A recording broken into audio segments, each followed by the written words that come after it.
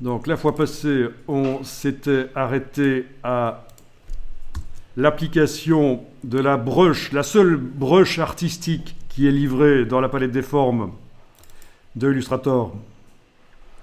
Bien sûr, il y en a d'autres qui sont cachés, mais c'était la seule artistique qui était là. Et on l'avait appliquée à différentes épaisseurs.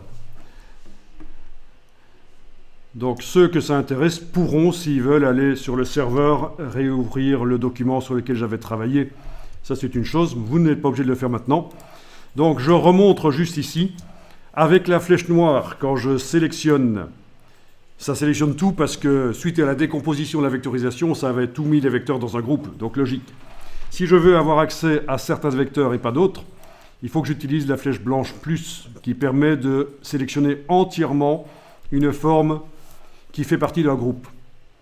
Donc je clique à côté et puis on a accès aux différents... Voilà. On avait vu comment scinder certains vecteurs avec la paire de ciseaux qui est derrière la gomme.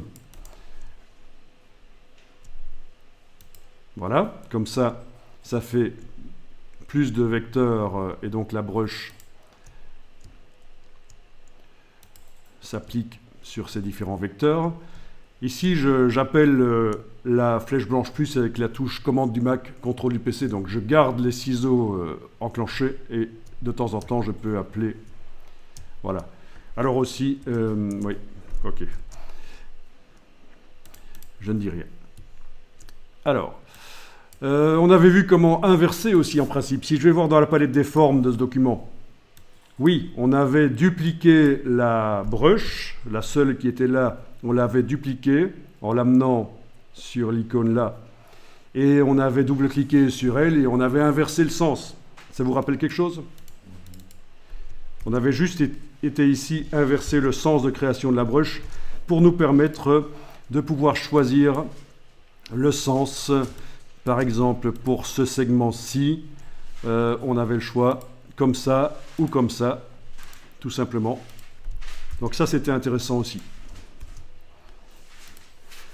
On avait vu qu'on peut masquer temporairement les vecteurs avec commande H sur le Mac, CTRL H sur le PC, qui correspond à affichage, afficher le contour de sélection, ou affichage, masquer le contour de sélection, le CTRL H, bien pratique. On avait vu qu'on peut modifier l'épaisseur des contours par la palette contours. Donc pour faire différentes épaisseurs, bien sûr, avec la même brush. Qu'est-ce qu'on avait vu d'autre au fait?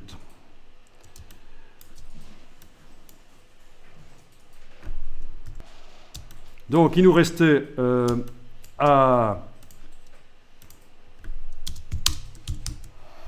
tester d'autres brushes artistiques, des brushes qui viennent du web. Ok, et il y a différentes choses. Oui, c'est un peu complémentaire du document que je vous ai montré là, juste précédemment.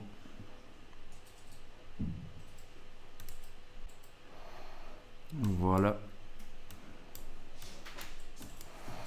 Ok. Alors, certains parmi vous ont des chaussures dessinées qui sont beaucoup plus simples que celles-ci. Donc, ne vous en faites pas. L'approche que vous allez avoir, c'est que voilà, la personne qui a fait cette paire de chaussures, qui est quand même assez complexe, va pouvoir tester 2-3 versions différentes avec des couleurs différentes, des textures différentes, parfois même des images aussi, qui seront mises dans des formes. Parce que ça se fait aussi, donc 2-3 versions différentes, alors que celui qui a fait une chaussure super simple va peut-être pouvoir faire 4, 5, 6, 7, 8, 9 versions. Ok ? C'est aussi simple que ça. Donc c'est vrai que vous avez différents niveaux de complexité pour les chaussures. Il y en a qui ont vraiment des choses très streamline, très simples. Au niveau quantité de travail, ça va revenir au même. Vous allez faire plus de recherches si votre chaussure est super simple. Moins de boulot sur les traits, sur les recherches d'application de différents traits.